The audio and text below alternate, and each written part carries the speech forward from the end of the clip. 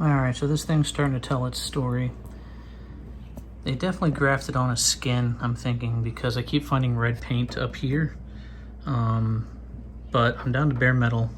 You can see how much Bondo work there's done. There's a good step there of about a 32nd to a 16th of an inch. It's pretty thick. Not excessively thick, but pretty thick. This is, in fact, two pieces of metal. There's an inner here where my finger is, and where my thumb is, the outer skin. And there's the lip. So somewhere along here, there's pinch welds. There might be a pinch weld or two here. I should be able to, I've got 36 grit on the finger file. I'm gonna go ahead and probably just keep running it until I start seeing like a change in the color. And then I'll know that I'm all the way through this outer skin into the inner. This outer skin is shot. It is definitely not the right skin, because I can tell by the way this is dished here versus our donor panel. It's from a different year, make, and model. I'm thinking earlier 80s. I don't know. I'm not a Mark I expert. Get up underneath here. I'm just going to go ahead and, I think, just come in a 1/2 inch and just start cutting this skin and get this whole skin off and go from there. I just need to run the magnet over the floor from all the shavings, but we have de-skinned the quarter, seeing just how bad everything is, and finding spots that I need to grind undercoating out of and find spot welds. There. Seeing how this all attaches up in here. All right, seeing where all this spot weld stuff is. So I'm gonna have to start stripping paint, drilling out spot welds in order to get this rear quarter off how it's supposed to come off. But the rust is so bad in here, I can't find the spot welds. So I'm more than likely gonna start chasing, and then where it starts to not pucker up, I will drill out. That'll show me my lows where the spot welds are. But yeah, this is not good.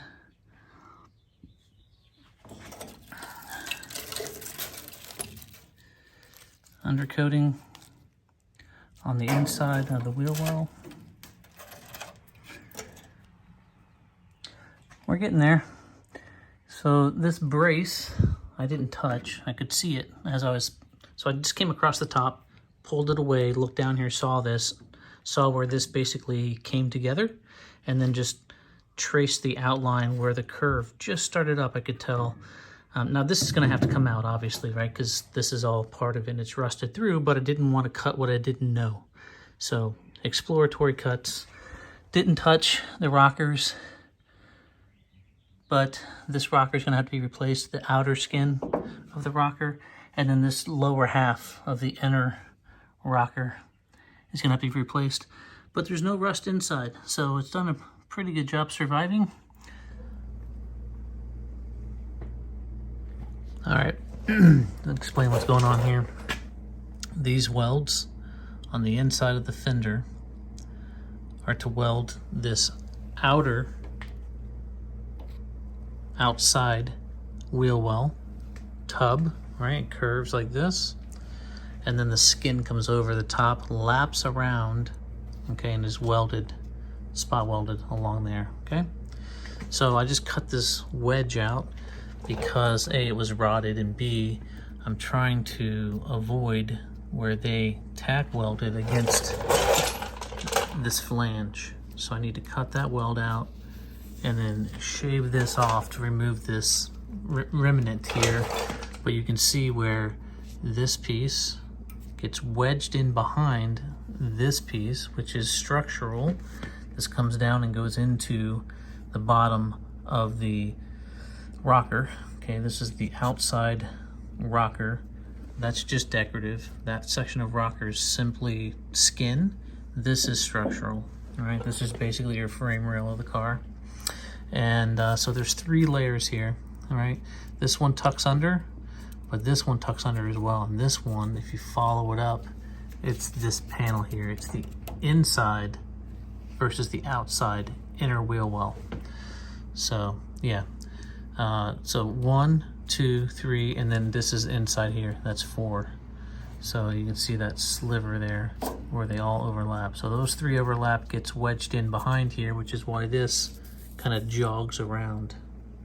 But yeah, it's gonna be fun taking the other one apart just because it's on a rolling dolly and I'm gonna have to create a fixture for it, I'm thinking. So I don't know, get to do some more metal fabrication like I did with the rotisserie. So I enjoy doing that stuff. This stuff is interesting. It's not how I want to make a living, but it's fun to do. But yeah, I mean this inner shell it's rusted through here. That's a pass through, so that's not a hole that is rusted, but you know, there, all up in there, right? Like this is just gonna come out. So, but yeah, found that interesting. But just wanted to show and explain the onion layer effect that I was talking about, because this is 1, 2, right? 2, 3, 4 pieces all converge right there. This back corner is the same. It's like 4 or 5 things all merging in there. So, but that's where we're at tonight. And I'm gonna call it a night. But the way that this was grafted in, when they came in, you can see what a rough job they did trying to tack things in. They did a terrible job. And then to make matters worse, wherever they put seam sealer, they used a cheap seam sealer, and they did something wrong because it got compromised and just got worse and worse and worse. So here you can see where I've cut it out, and I'm just coming through here, but there's just giant globs of weld. They did a horrendous job. I mean, look at that giant welt booger. So I cleaned this one off, and I'm going to try to get it, you know, a little bit better, body work it a little bit. I'm going to try to I'm going to keep this panel.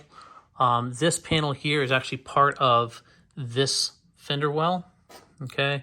And then this piece here, the strut tower piece, this whole thing needs to come out. I'm concerned that the car is going to want to twist and rack without that stability in there. So I'm more than likely going to have to lower it down off of the rotisserie and put it onto the frame rails, and then do this work with the rear end supported up. So we'll see. I'm not sure exactly how I'm going to go about doing this. I'm going to have to give that some more thought. Anyways, so got in today and just started cutting out rust areas and cleaning up edges and trying to see what can be salvaged and what needs to come off of this body panel that I have, that rear quarter. Everything in here looks decent. I mean, there's a little bit of rust on that leading edge up underneath where the bumper mounts. You can see where the rotisserie's mounted. But yeah, there's holes there. As you can see the light through them. So I could cut that out and patch just that one little area, and I might do that because this is not an easy section to replace. So I might just remedy this corner here.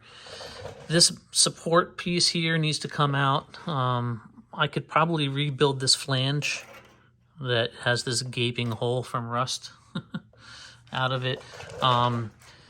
This is thinning, but this is a thin piece to begin with. So, and it's just surface rust for the most part.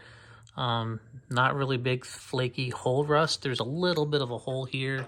So I might kind of, if I put my finger up here, you can see where that shelf is. Okay. That corner is not in any good shape, but that, again, that right there where my finger's touching, that's seam sealer. So this notch right here where my finger is resting in, that notch is naturally there, so that's not rusted out. This flange on this end, it needs to be rebuilt.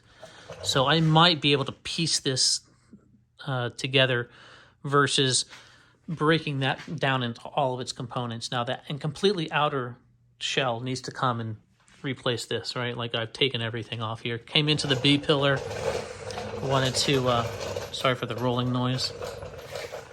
Wanted to get down to the flange here, so I cut everything off but the flange. So I just need to, you know, hit all those spot welds and take it out. I'm finding the finger file to be my best bet. This floating nut that captured nut stays. There's a flange that's supposed to come off of this and come out to where my finger is, about a 1/2 inch, 3/4 of an inch. I'm more than likely going to see what I can salvage off the other one. They mangled this up. When they rebuilt this, that's from them. That rust hole is from them. Whenever they did this work, they left a lot of exposed area. And there's rust all up and down that rail. So that little rail is got to come out. That's what holds in the clips for the rear window scrapers. See those little clip holes there and there? Well, there's matching ones on this side. You see the clips? So I'm going to have to redo those as well. But made good progress today, investigating, cutting, kind of determining how bad things are. So yeah, we just need to get the rear window out of that, get this guy rolled out here, probably build a fixture for it, and then do the same thing I did here, right? Just get to work on removing the seam sealer slash rubberized coating. The stuff is pretty thick in spots. I mean, up to a 1/4 inch thick or more. I mean, right, look how thick that is. I don't know if you can tell. Very harsh lighting, I apologize. That's close to a 1/4 inch thick. So very, very thick in some spots. It's definitely sprayed in. You can tell by the texture. And I found a spray gun that'll spray the stuff. And it's basically, it's a tube of seam sealer, like caulking. And it sprays it out in roughly the same pattern. It depends on the angle you spray it at and the intensity, the pressure that you use on your air gun. So, but yeah, that's where the project lies. A lot of work to do, but I'm gaining. So feeling good about that.